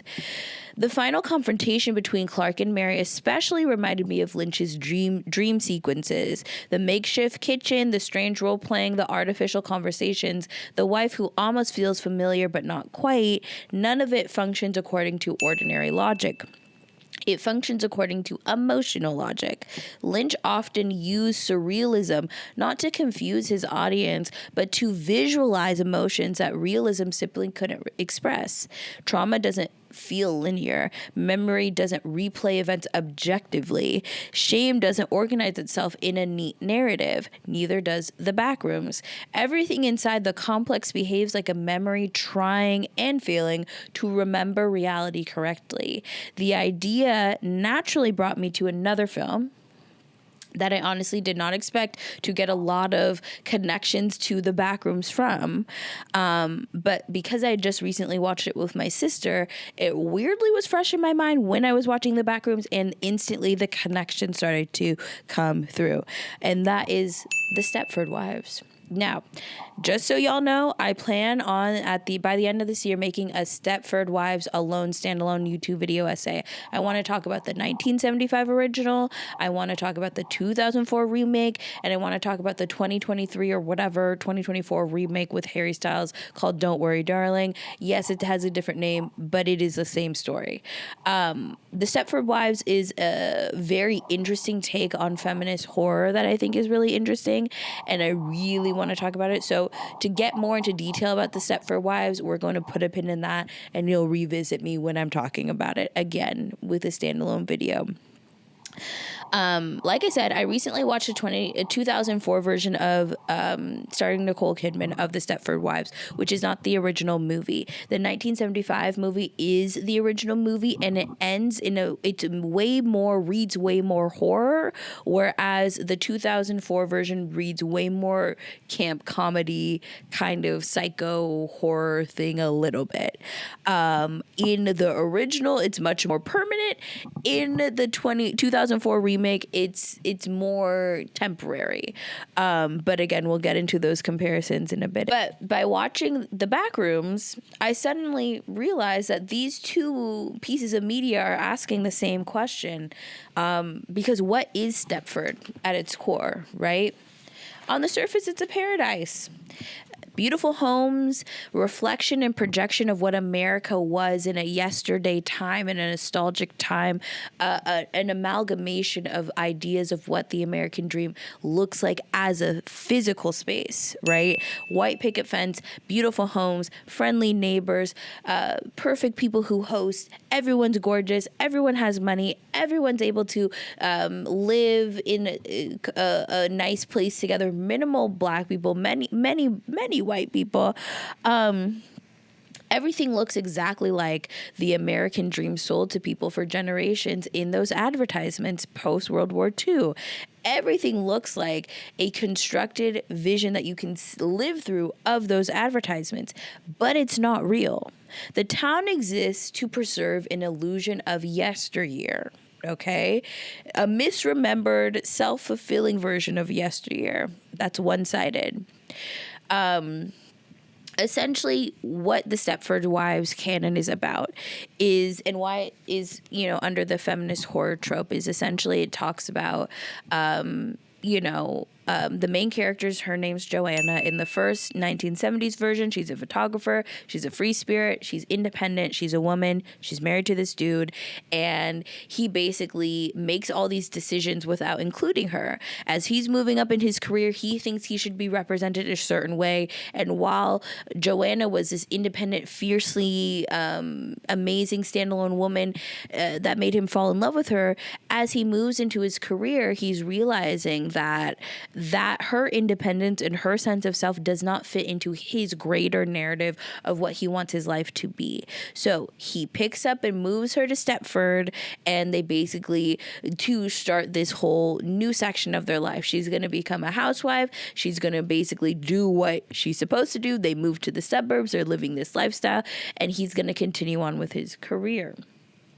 What ends up happening is, she moves to Stepford. Everything seems too perfect, but she's not really picking up on what's going on at all. There's a couple other people that are normal, a couple other people that she's able to make friends with. Things are good, but over a series of certain circumstances, she starts to see that one after another, the friends and allies that she created who seemed similar to her, who had similar worldviews as her, start to turn into the perfect example of a housewife. And she can't understand why, because it's not that someone just is like, oh, I'm having kids and my priorities have shifted. It is fundamentally changing these women's personalities to only serving, cooking, cleaning, doing whatever is asked of them as their husbands desired. Their lives change from independent to revolving solely around their husbands. And since the change is so stark, Joanna starts to think that something else is afoot, and something else is definitely afoot. Okay.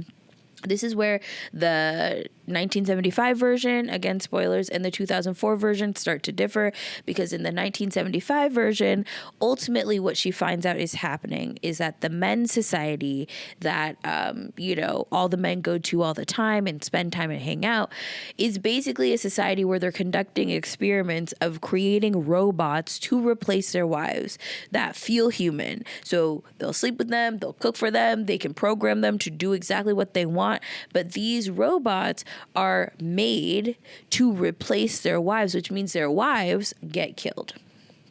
That's what I mean by permanent.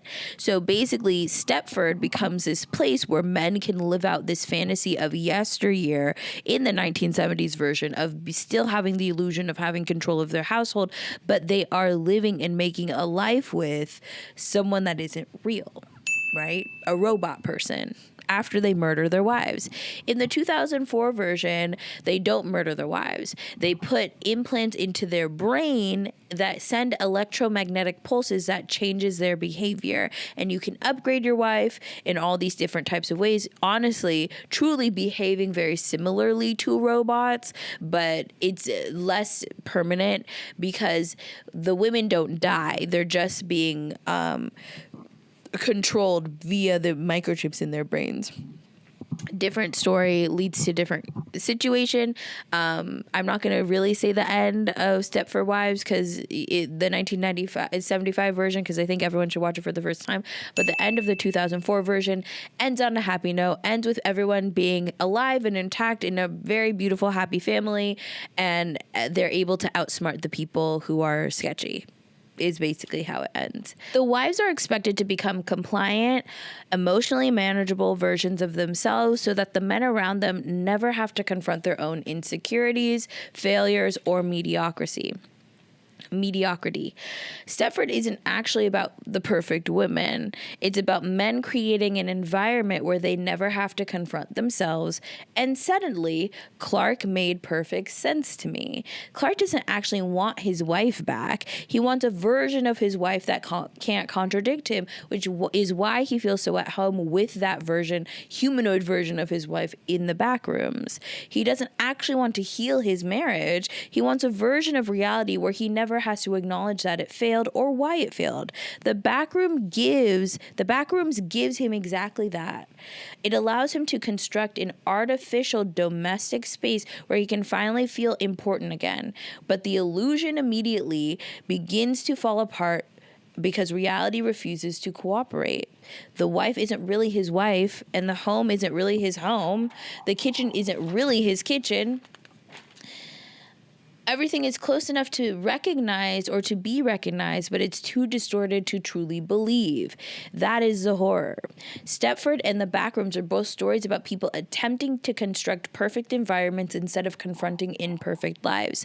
This is why I think Mary becomes such an interesting contrast to Clark, as we expressed, running away from trauma and avoiding it versus going head on and confronting the trauma in a real way. And that's the same reason why Mary survives.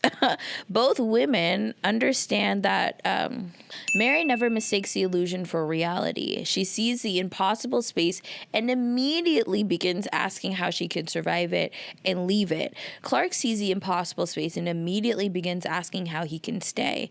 The difference is everything. Joanna in the Stepford Wives survives because she refuses to accept the fantasy that has been built around her. Now, when I say survives, we'll put that in quotations because I'm not spoiling the 1975 version. Survives. Mary survives for the same reason. Both women understand that the truth, even if it is terrifying, is still preferable to living inside someone else's comforting lie. Both women understand that Clark, meanwhile, chooses comfort over truth, and that decision ultimately costs him everything, including his life. The more I thought about these movies together, the more I realized that they all share the same central fear. No God, not ghosts, not monsters, not haunted buildings. They are afraid of something much more ordinary. They are afraid of themselves. The Backrooms just happens to be the purest version of that idea. An endless office building, an endless waiting room, an endless suburb, an endless opportunity to keep walking forward without ever actually changing, which is why I think the title of this video ended up making so much more sense to me. The Backrooms didn't just remind me of modern life, it accidentally explained it. There is another layer to all of this that I couldn't stop thinking about after leaving the theater. The more I realize that this movie isn't just about trauma, memory, or impossible architecture, it's also about capitalism, child, of course. More specifically, it's about one of capitalism's oldest promises, the American dream. One thing that struck me while watching this movie is just how obsessed every major character and institution is with space. Not people, not relationships, space.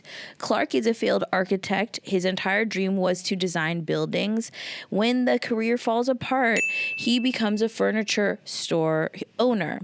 A business whose entire purpose is helping people fill and organize domestic space. Even before he enters the Backrooms, his identity is built around constructing environments. Then there's Async. Async discovers what is arguably the greatest scientific discovery in human history, an entirely new dimension that completely defies the understanding of physics. But what is the first question they ask? It isn't, what is this place? It isn't, should we be here? It isn't even, is this dangerous? Their first instinct is to ask, how can we use it? And of course, I think that this is underscoring the ideology behind colonialism, the ideology behind capitalism and imperialism, and how we've ended up where we are in late stage capitalism with our resources tapped dry and everybody killing and hating each other. How can we use it? How can we map it? How can we study it? How can we organize it? How can we develop it? How can we profit from it? That response feels incredibly familiar because it mirrors a history of capitalism itself. One of capitalism's defining characteristics is that it rarely allows empty space to remain empty. A forest becomes timber, a mountain becomes a mine, a river becomes a source of electricity, open land becomes housing and developments, housing becomes investment property. Even the ocean floor, outer space, and now digital worlds are imagined as the next economic frontier. Capitalism looks at empty space and immediately asks what value can be extracted from it. The Backrooms asks a terrifying question. What happens when humanity discovers infinite space? The answer that the movie ends up giving is fascinating. Humanity doesn't become more curious, it becomes colonial. Async doesn't encounter an impossible mystery, it encounters underdeveloped real estate. That immediately made me think about the American dream. When we talk about the American dream, we usually imagine a stable job, a loving family, and a nice house with a white picket fence. But underneath all of those images is another idea: ownership, private property, expansion, the belief that happiness is always waiting somewhere else or always tied to a commodity to be consumed monetarily. Every generation is promised that fulfillment exists just beyond the next horizon. The American dream has always been deeply connected to space and a new frontier, and that connection has shaped American history. Manifest Destiny encouraged westward expansion under the belief that the continent existed to be settled. Entire communities were displaced so new land could become private property. The suburb became the symbol of middle-class success. The shopping mall became the symbol of prosperity. The office park became the symbol of productivity. America has repeatedly responded to social problems by expanding outward. Need more housing? Build another suburb. Need more storage? Build another warehouse. Need more authority? Develop another neighborhood. Find another frontier. The assumption is almost always the same. If we can just build enough, we'll finally fix what's broken. But the movie quietly asks whether the assumption has ever actually been true in our practice, real life reality. Because Clark believes the exact same thing. His marriage is collapsing. His career has failed. His identity has fallen apart, and rather than confronting those realities, he discovers another space where he believes he can start over. He doesn't change himself. He changes environments. He rebuilds the kitchen. He recreates a conversation with his wife over and over and over again. He recreates his home. He mistakes reconstruction for healing. Async does the exact same thing. Society has problems. Instead of changing society, they discover another world.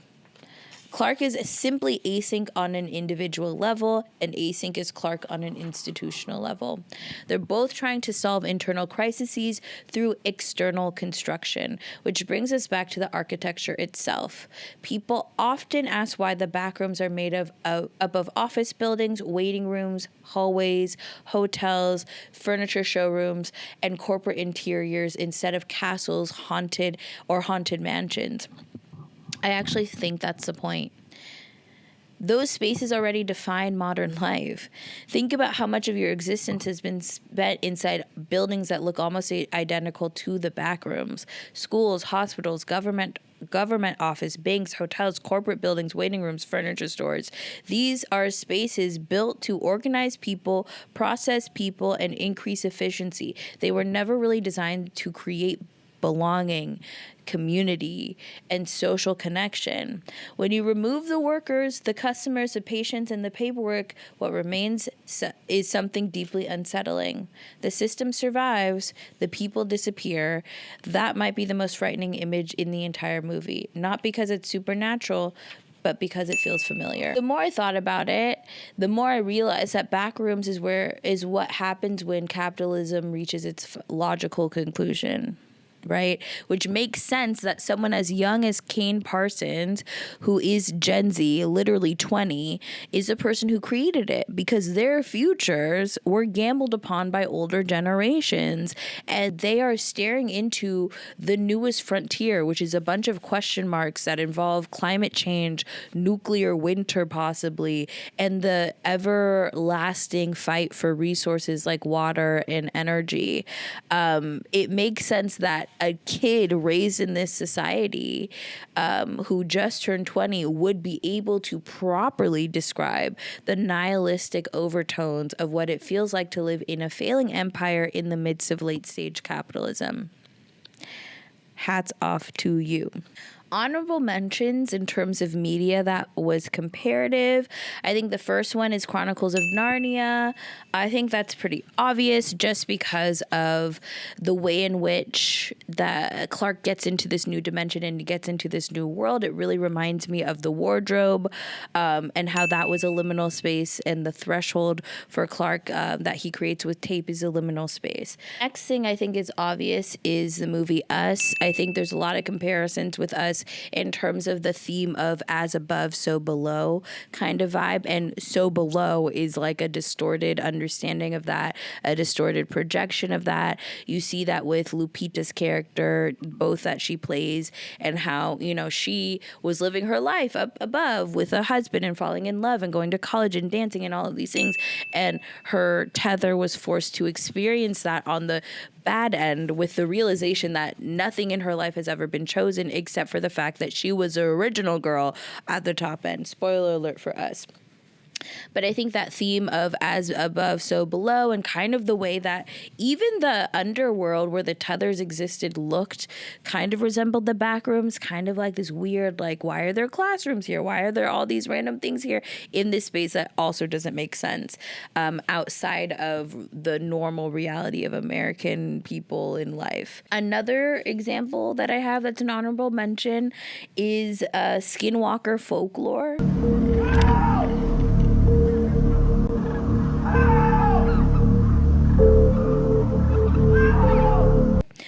One of the reasons skinwalkers are so terrifying is because they exist in the uncanny valley. They don't usually appear as obvious monsters. They imitate people in distress. They imitate voices. They imitate safety. They imitate familiarity in order to lure you in and kill you.